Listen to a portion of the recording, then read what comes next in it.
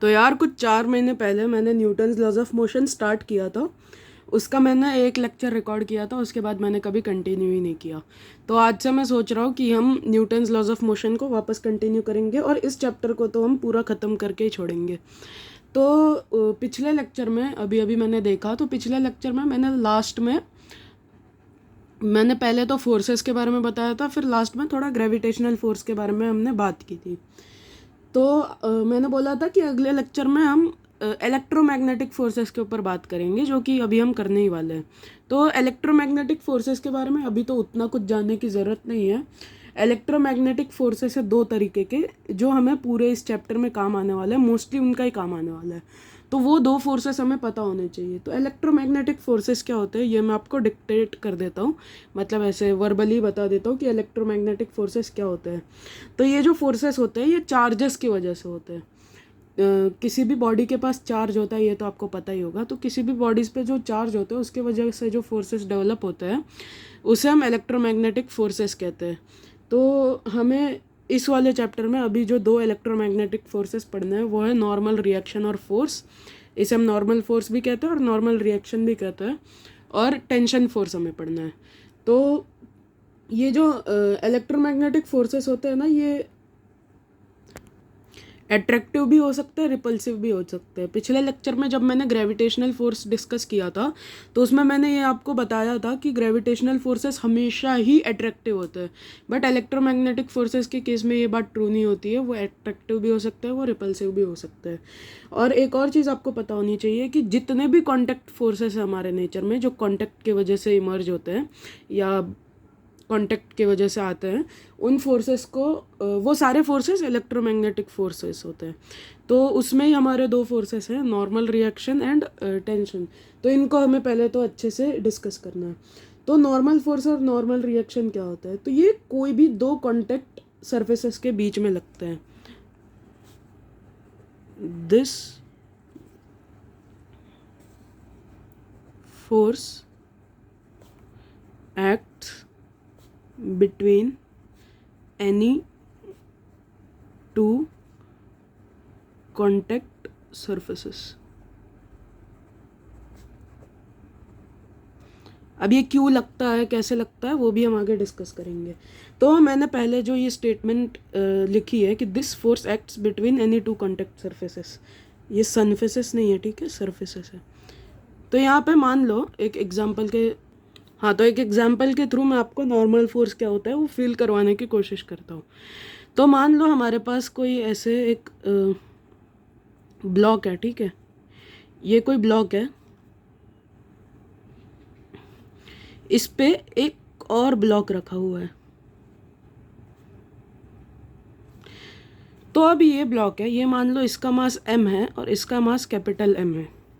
तो इसके ऊपर नीचे के तरफ ग्रेविटेशनल फोर्स एक्ट कर रहा होगा। तो ये तो हमने पिछले लेक्चर में डिस्कस किया था कि ग्रेविटेशनल फोर्स किस तरीके से एक्ट करता है। इसका वेट जो है इसके ऊपर एक्ट करेगा। एक्ट किस तरीके से करेगा? इसका जो मास होगा into acceleration due to gravity. तो ग्रेविटी की वजह से एक्सेलरेशन क्या होता है? g, और इसका मास है कैपिटल M। सिमिलरली ये जो स्मॉल m है, ये मान लो किसी ऐसे सरफेस पे रखा हुआ है, ठीक है, किसी सरफेस पे रखा हुआ है, अर्थ के सरफेस पे रखा हुआ है, और ये जो है इसके ऊपर भी सिमिलरली ग्रेविटेशनल फोर्स एक्ट करेगा नीचे की तरफ, स्मॉल mg। अब एक चीज़ तो आप यहाँ पे देख ही सकते हो, ये स्मॉल mg जो है ये नीचे की तरफ इस कैपिटल M मास के ब्लॉक को धक्का दे रहा होगा। क्या कर रहा होगा? नीचे की तरफ धक्का दे रहा होगा। अब धक्का दे रहा है, इसके ऊपर एक फोर्स एक्ट कर रही है स्मॉल mg। अब ये स्मॉल mg फोर्स जो एक्ट कर रही है, अगर यही बस एक्ट करेगी तो ये कैपिटल M मास का जो ब्लॉक है ये अंदर की तरफ धंस जाएगा। अंदर की तरफ धंस जाएगा अगर इसकी वैल्यू ज़्यादा होगी तो ये अंदर की तरफ ना धंसे, इसके लिए ये कैपिटल M के वजह से ऊपर के तरफ एक फोर्स लग जाएगा। उसी फोर्स को हम नॉर्मल फोर्स कहते हैं। ये नॉर्मल फोर्स किसके वजह से लगता है? मतलब एक्शन रिएक्शन पेयर नहीं है, normal force and mg action reaction pair नहीं है, बट mg के वजह से ये धंस ना जाए, इसके वजह से ये जो कैपिटल M मास का ब्लॉक है ये पुश कर देता है स्मॉल m को, जिससे ये धंस ना जाए, और ये n की वैल्यू जो है यहाँ पे mg के बराबर है, क्योंकि इसमें कोई भी एक्सेलरेशन नहीं है, ये यहाँ पे रेस्ट पे रखा हुआ है, इसलिए ये n mg के बराबर होगा। सिमिलरली m जो है, स्मॉल m जो है, कैपिटल M को भी सेम नॉर्मल फोर्स से नीचे की तरफ धक्का देगा, सेम नॉर्मल फोर्स से नीचे की तरफ धक्का देगा। और ये ग्राउंड जो है, ग्राउंड भी कैपिटल M को ऊपर की तरफ धक्का देगा सेम नॉर्मल फोर्स से।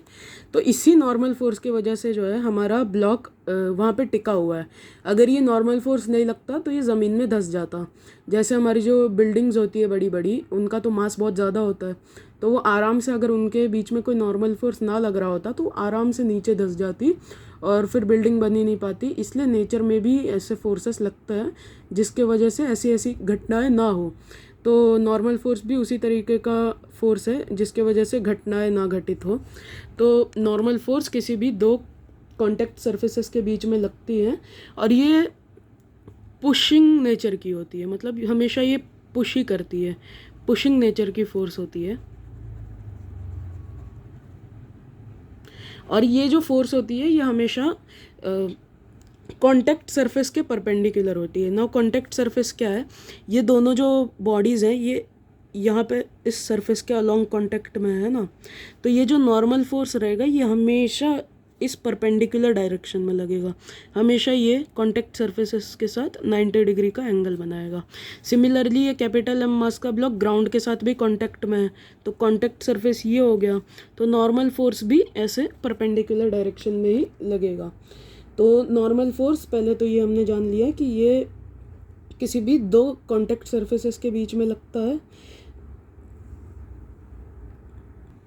और ये हमेशा पुशिंग नेचर का होता है, कभी भी ये पुलिंग नेचर का नहीं होता है। तो ये एक एग्जांपल हो गया।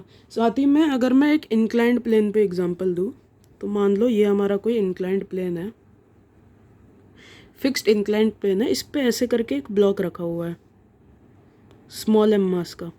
अब ये स्मॉल m मास का जो ब्लॉक रखा हुआ है इसके ऊपर फोर्सेस एक्ट करेंगे। तो पहले तो इसके ऊपर नीचे की तरफ इसका वेट एक्ट करेगा mg। अब ये एंगल अगर हमें दिया हुआ है कि थीटा है, तो यहाँ पे हम एक और चीज़ कर सकते हैं, थोड़ी सी भी अगर आपको ज्योमेट्री आती हो तो आप यहाँ पे mg के दो कंपोनेंट्स निकाल सकते हो। क्या करो, यहाँ पे इसे एक्सटेंड कर दो, ये एंगल तो हमारा 90 डिग्री हो जाएगा, ये थीटा है, तो ये जो ट्रायंगल बन रहा है इसमें ये एंगल कितना हो जाएगा, ये 90 माइनस थीटा हो जाएगा। तो अगर यहाँ से हम ऐसे करके एक परपेंडिकुलर लाइन खींच दें, यहाँ से ऐसे करके अगर एक परपेंडिकुलर लाइन खींचोगे तो ये एंगल हमारा क्या हो जाएगा, थीटा हो जाएगा। ये क्योंकि 90 माइनस थीटा है और ये पूरा 90 है, तो बचा हुआ थीटा बच गया, तो ये एंगल हमारा थीटा हो जाएगा। और सिमिलरली इसके पैरेलली ही इधर भी एंगल जो होगा ये भी थीटा हो जाएगा। तो यहाँ पे इसके अगर हम दो कंपोनेंट बनाना चाहें तो हम क्या कर सकते हैं, mg का एक तो इस तरफ बन जाएगा mg का cos थीटा, ये आपने वेक्टर्स में सीख रखा होगा वेक्टर रेजोल्यूशन में। तो mg का cos थीटा और mg cos थीटा के बिल्कुल परपेंडिकुलर डायरेक्शन में ऐसे करके बन जाएगा mg का sin थीटा। तो ये जो mg cos थीटा है ना, इससे ये ब्लॉक अंदर ना चले जाए, इसलिए ये जो सरफेस है हमारी, ये हमारे स्मॉल m मास के ब्लॉक को ऊपर की तरफ एक फोर्स से पुश करेगी, और वो फोर्स क्या होगा, कैपिटल N। मान लो कि ये ब्लॉक रेस्ट पे है, तो ये ब्लॉक किसी तरीके से रेस्ट पे है, मान लो इधर फ्रिक्शन भी है, तो फ्रिक्शन हमने अभी पढ़ा नहीं है, इधर पीछे की तरफ फ्रिक्शन लगेगा जिससे mg sin थीटा बैलेंस हो जाएगा और ब्लॉक रेस्ट पे रहेगा। तो मान लो अगर हमारा ब्लॉक रेस्ट पे है और ऐसे मूव भी करता तो भी इस डायरेक्शन में तो इसका कोई डिस्प्लेसमेंट नहीं होता, तो n और mg cos थीटा बराबर ही होते, तो ये n जो होगा हमारा mg cos थीटा के बराबर होगा। तो यहाँ पे mg cos थीटा के वजह से हमारा स्मॉल m इस इंक्लाइंड प्लेन के अंदर धंस ना जाए, घुस ना जाए, इसके लिए यहाँ पे इस सरफेस ने स्मॉल m मास के ब्लॉक को ऊपर की तरफ पुश किया है। पुश किस फोर्स से किया है, कैपिटल N से।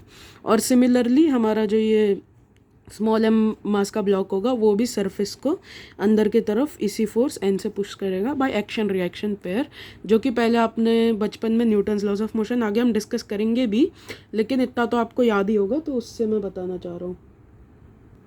मुझे लगता है नॉर्मल के लिए इतना तो मैंने जितनी चीज़ें बताई हैं इतनी मोर देन सफिशिएंट है फ़िलहाल के लिए। अगर अभी समझने में कोई दिक्कत हो रही होगी तो आगे विद टाइम जब हम क्वेश्चंस करेंगे और आगे बढ़ते रहेंगे तो आपको समझने आने लगेगी ये चीज़ें।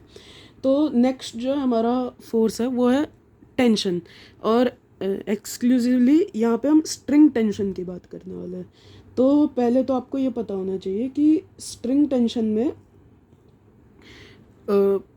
टेंशन ऐसी फोर्स होती है जो स्ट्रिंग को टाइट रखने के लिए लगती है। अब मान लो ऐसे करके ये कोई सीलिंग है और सीलिंग पे ऐसे करके कोई रस्सी लटकी हुई है और उस पर कोई अभी फ़िलहाल मास नहीं है। तो मास नहीं है तो वो ऐसे की ऐसी ऐसी ही रहेगी। मान लो ये एक मासलेस स्ट्रिंग है, मतलब इसका कोई मास नहीं है। अब आप ये सोच रहे होगे कि किसी मैटर का सर मास कैसे नहीं हो सकता। मान लो फिज़िक्स है, फिज़िक्स में ऐसी आपको बहुत सारी चीज़ें माननी पड़ेगी। तो उसी तरीके से आप ये मान लो कि ये जो हमारी स्ट्रिंग है ये मासलेस है। अब ये स्ट्रिंग मासलेस है और साथ ही में ये इनएक्सटेंसिबल है, मतलब आप इसे एक्सटेंड नहीं कर सकते हो। ये जो इसकी लेंथ होगी वो उतने पे ही रहेगा। मतलब जब आप इसे एक्सटेंड कर दोगे तब इसकी जो ऐसे करके एक लेंथ आएगी उससे ज़्यादा आप इससे ऐसे बढ़ा नहीं सकते हो। इसकी जो नेचुरल लेंथ होगी उतने पे ही ये रहेगी, उससे ज़्यादा आप इसे खींच नहीं सकते हो। तो ये इनएक्सटेंसिबल है। इस लेंथ पे ये इनएक्सटेंसिबल नहीं है। यहाँ पे अगर आप नीचे की तरफ कोई फोर्स लगाओगे तो ये घिंचेगी, पर इतनी घिंच पाएगी जो ये पूरी टाइट हो जाए। उससे ज़्यादा ये नहीं घिंच पाएगी। अगर इससे ज़्यादा आप इसे खींचोगे तो ये टूट जाएगी। तो वो अभी हमें उतने पे नहीं जाना है, अभी बस हमें टेंशन क्या होता है वो डिस्कस करना है।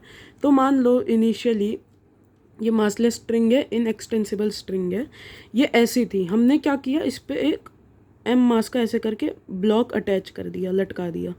अब एम मास का जब हमने इस पर ब्लॉक अटैच किया तो यहाँ पे अलग ही कुछ हो जाएगा। एम मास का जब आप इस पर ब्लॉक लगाओगे तो क्योंकि एम मास का वेट इसके ऊपर एक्ट करने लगेगा तो नीचे की तरफ एक mg फोर्स लगने लगेगा। अब ये mg फोर्स लगेगा तो ये नीचे ऐसे करके आ जाएगी स्ट्रिंग। और अगर इस स्ट्रिंग में कोई फोर्स ना लगती तो ये पूरा टूट के नीचे गिर जाता। अगर ये स्ट्रिंग में कोई फोर्स ना लगती तो ये नीचे गिर जाता।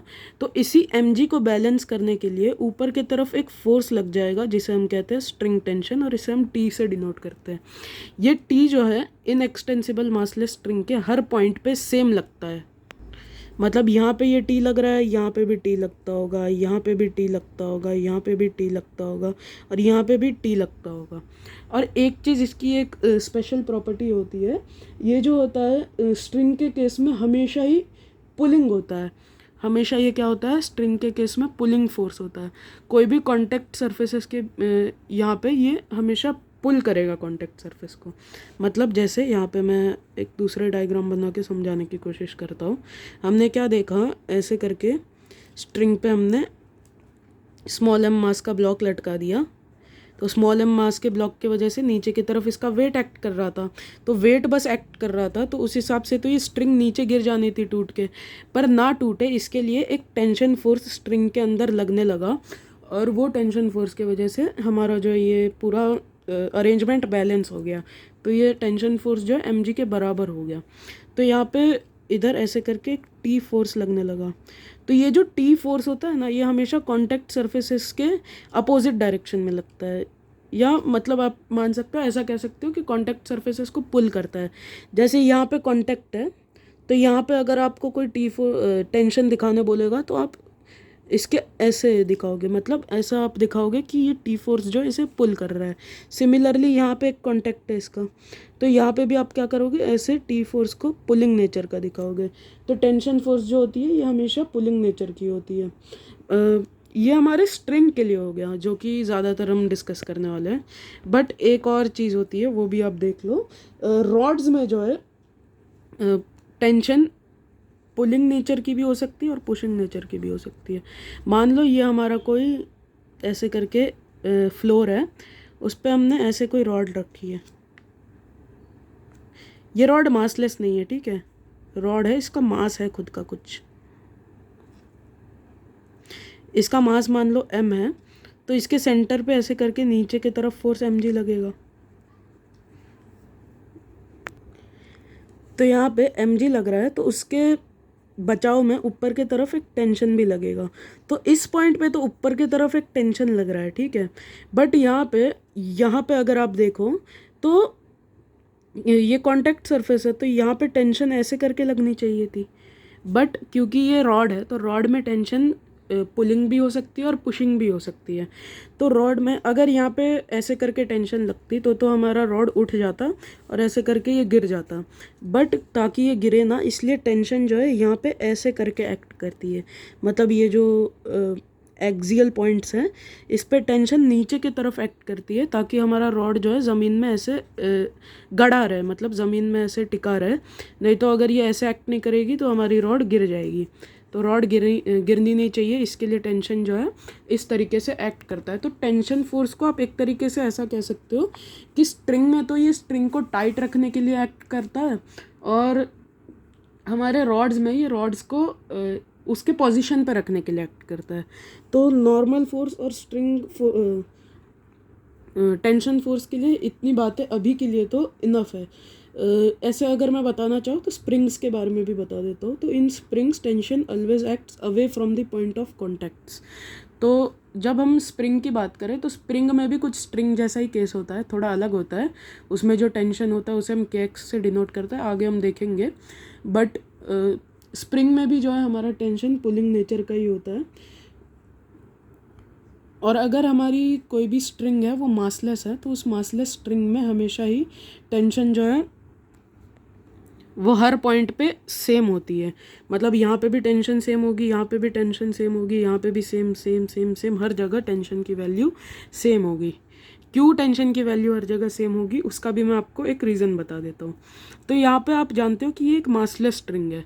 तो मासलेस स्ट्रिंग में अगर हर जगह टेंशन अलग हो गया, यहाँ ज़्यादा, यहाँ कम, यहाँ कम, यहाँ ज़्यादा, तो आप जब इसे एक सिस्टम की तरह ट्रीट करोगे तो यहाँ पे इसके ऊपर एक नेट एक्सटर्नल फोर्स लगने लगेगा। हमारा जो ये स्ट्रिंग है इसके ऊपर एक नेट एक्सटर्नल फोर्स लगने लगेगा, और इसके अगर ऊपर एक नेट एक्सटर्नल फोर्स लगने लगा तो यहाँ पे हमारा ये फैक्ट डिनाई हो जाएगा कि ये मासलेस है, क्योंकि फिर इसमें कोई एक्सेलरेशन आ जाएगी और इसके लिए कोई मास डिनोट हो जाएगा। अगर इस पे एफ एक्सटर्नल लग गया तो वो इक्वल किसके होगा, मास इनटू एक्सेलरेशन के इक्वल होगा। तो इसमें क्योंकि ये मासलेस है तो ये हमारा ये टर्म ज़ीरो है, तो ये हमारा टर्म ज़ीरो है, इसलिए इसके ऊपर एफ एक्सटर्नल भी जो है ज़ीरो ही होना चाहिए। तो एफ एक्सटर्नल के ज़ीरो होने के लिए हर पॉइंट पे टेंशन टी ही लगना पड़ता है। अगर टी से बदल के कहीं और कुछ लगने लगा तो यहाँ पे हमारा ये फैक्ट डिनाई हो जाएगा कि हमने जो है हमारी स्ट्रिंग यहाँ पे मासलेस ली है और इनएक्सटेंसिबल ली है।